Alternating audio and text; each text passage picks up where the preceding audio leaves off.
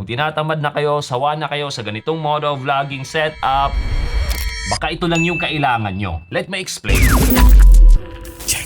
Sa video na to, gagawin nating simple yung proseso ng pagmo-moto vlog gamit ang nasa loob ng box na to. So instead na gumamit tayo ng mga camera katulad nitong Insta360 Ace Pro 2 o kaya itong X5, itong Insta360 Go 3S Motorcycle and Helmet POV bundle na lang yung gagamitin natin. So samahan nyo ako sa unboxing, sa setup, sa test moto vlog at pag-usapan natin yung advantages at disadvantages nito. Baka kasi isa kayo sa nagbabalak bumili or mag-moto vlog, at least hindi kayo magsisi. Now, to be perfectly honest, itong bundle na to, marketed talaga siya sa mga taong nagmumotor, kumakarera sa racetrack. Kasi collaboration ito ni Marc Marquez na isang sikat na MotoGP rider at ng Insta360. Pero since di naman ako kumakarera or nagmumotor sa racetrack, and I'm sure marami tayong ganon, gagamitin ko na lang to sa paraang makakarelate yung karamihan sa atin na mahilig magmotor at gumala. So basically, isa-set up natin to, gagamitin sa isang test moto vlog para maibigay ko sa inyo yung pros and cons ng ganitong setup. Saka magbibigay rin ako ng ilang tips mamaya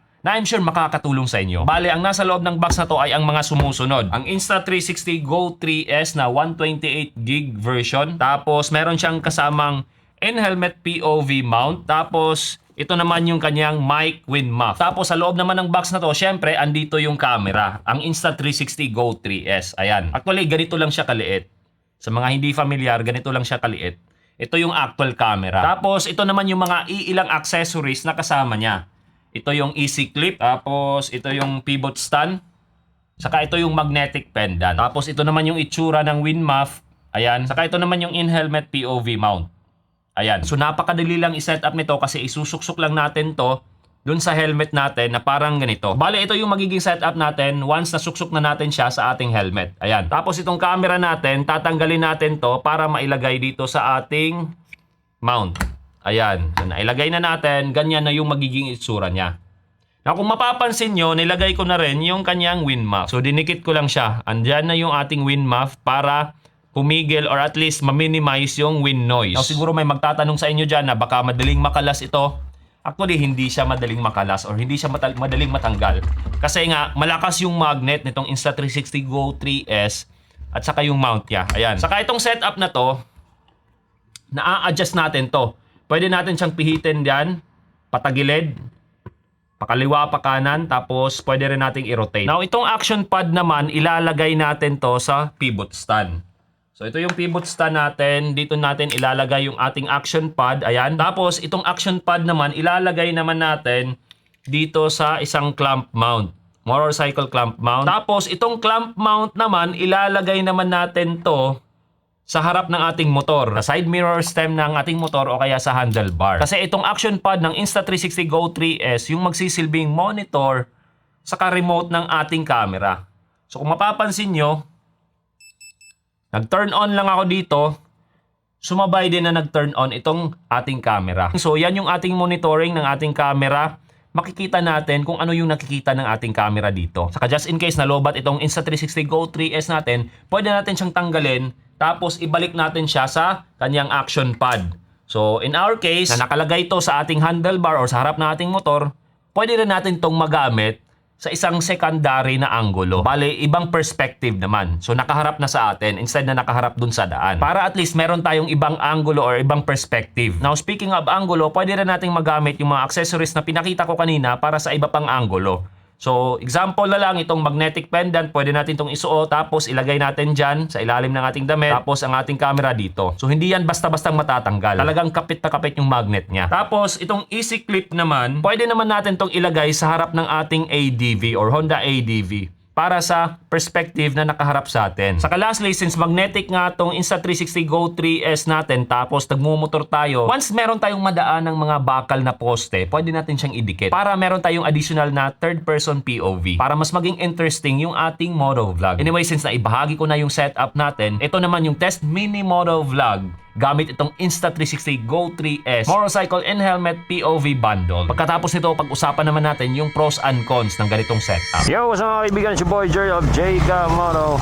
Ako lang ba o marami tayo na may mga panahon talaga na gusto lang nating lumabas, gusto nating mag-rise, gusto nating mapag-isa, gusto nating magmotor, gusto nating bumaba yung stress level ng ating katawan sa trabaho, sa buhay-buhay. Linggo ngayon, walang trabaho pero yun nga, kailangan ko lang makapagmotor, kailangan ko lang lumabas. Check muna natin yung ating gasolina.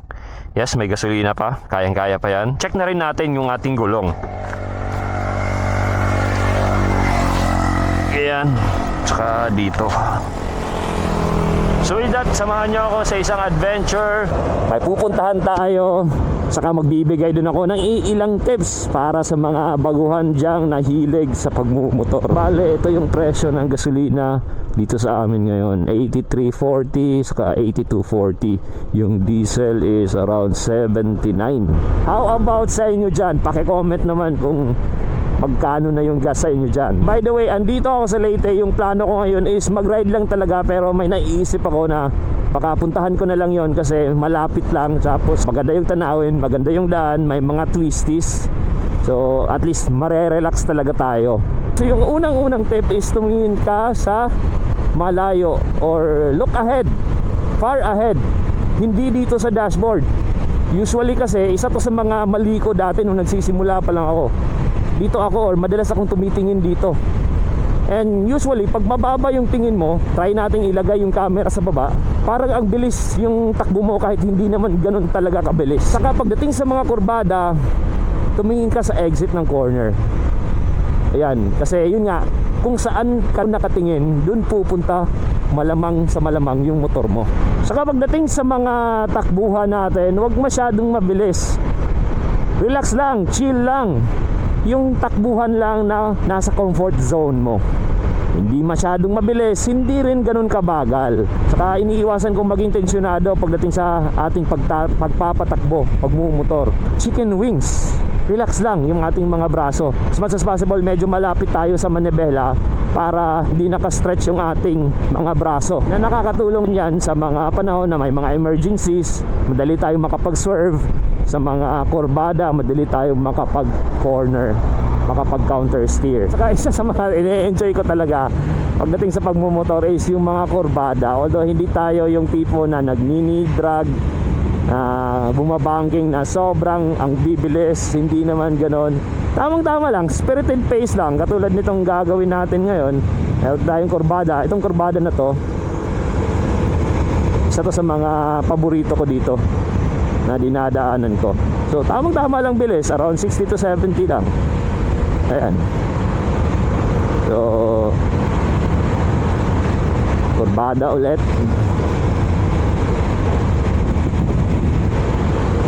Ayan. Kurbada ulit.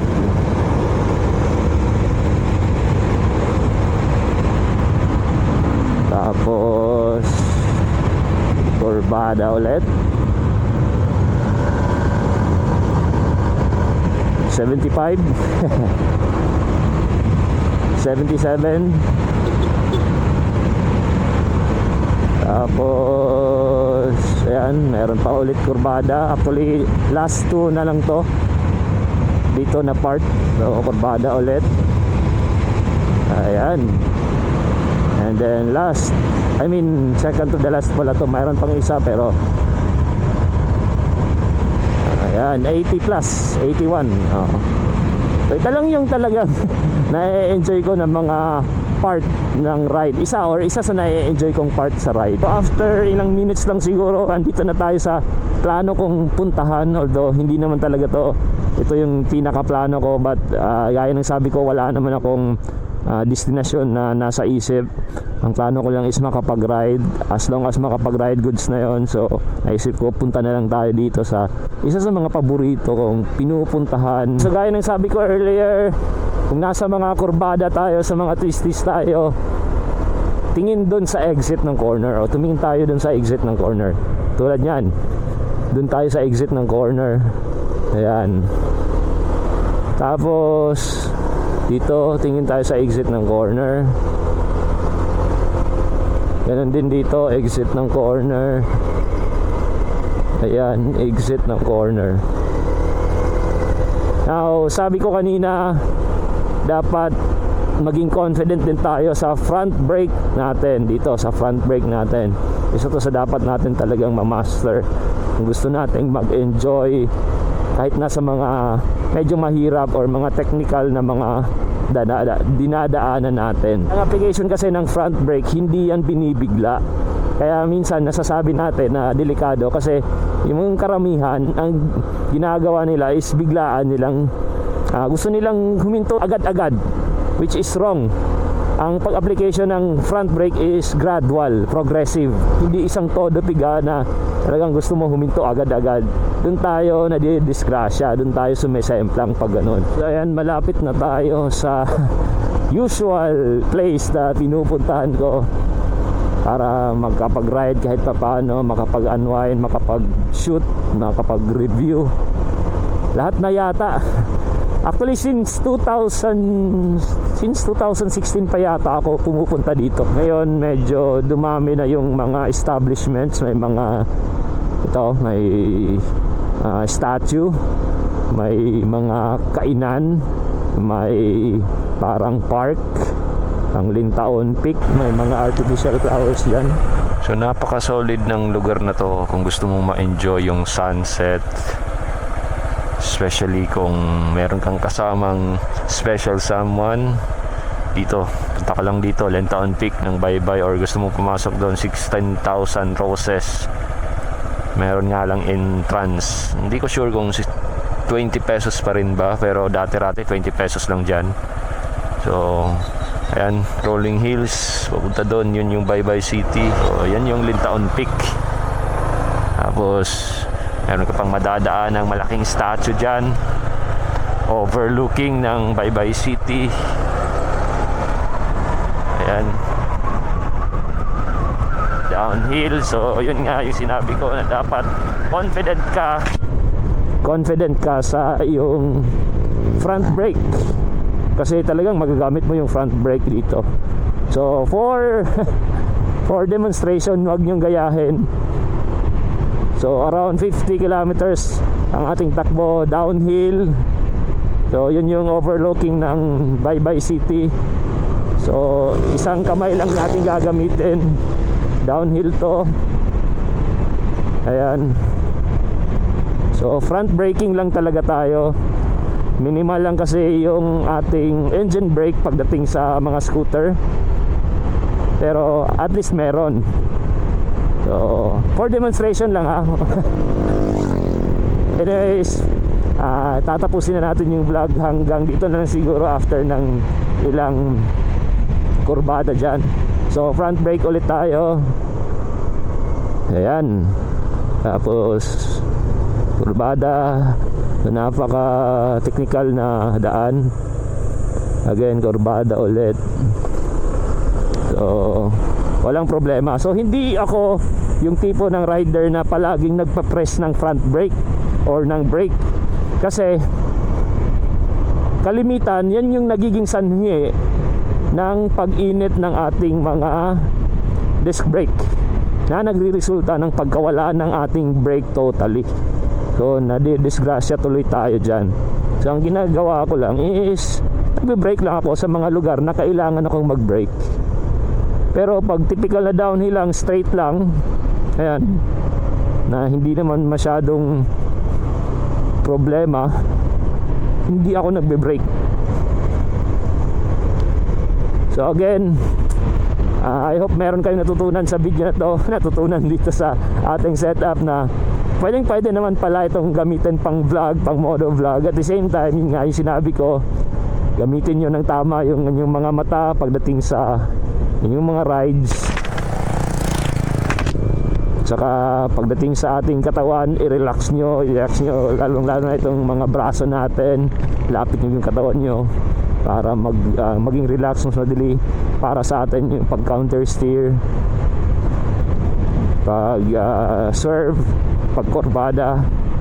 At the same time, pagdating naman sa front braking, maging confident tayo, i-practice natin na maging progressive yung application natin, and hindi tayo matakot sa front brake kasi napakalaking bagay ito kung talagang gusto mong maging mas enjoyable yung mga rides nyo. Now, since na-test na natin tong ganitong setup, ito yung masasabi kong advantages niya. Pinakauna dyan yung maliit na form factor at simpleng setup. Napakagaan kasi ng Insta360 Go 3S na nasa 39 grams lang. Saka napakadali niyang gamitin at i-mount. Saka sa liit nito, hindi ka mahihiyang mag-video. Pangalawa, yung sinabi ko kanina na meron na tayong wireless remote saka monitor. Itong screen niya, hindi lang siya basta-bastang screen kasi pwede rin natin siyang i-flip up.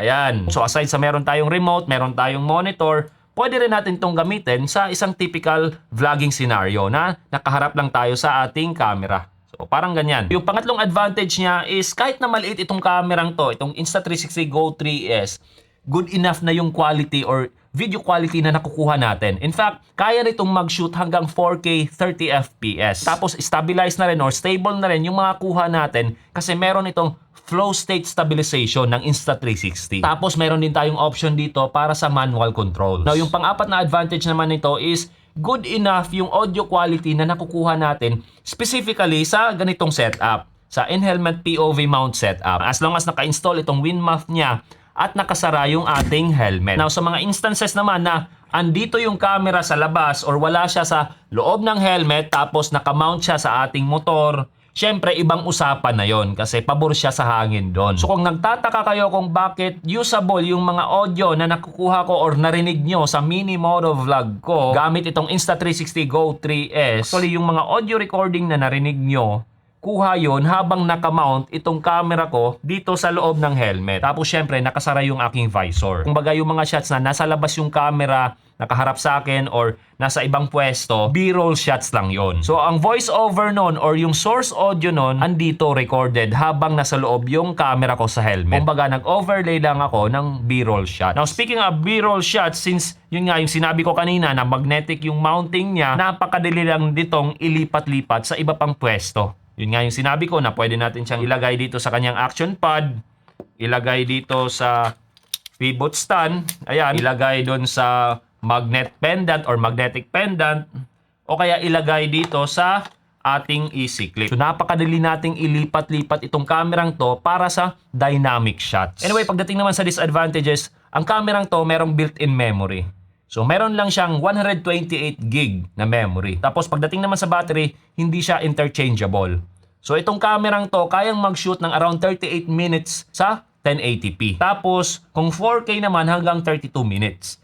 Now kung kasali naman or isasali natin to, i-combine natin kasi ito meron din siyang battery, aabot siya ng around 140 minutes. So basically, yung mga limitations na yon pwede nating tingnan as negative.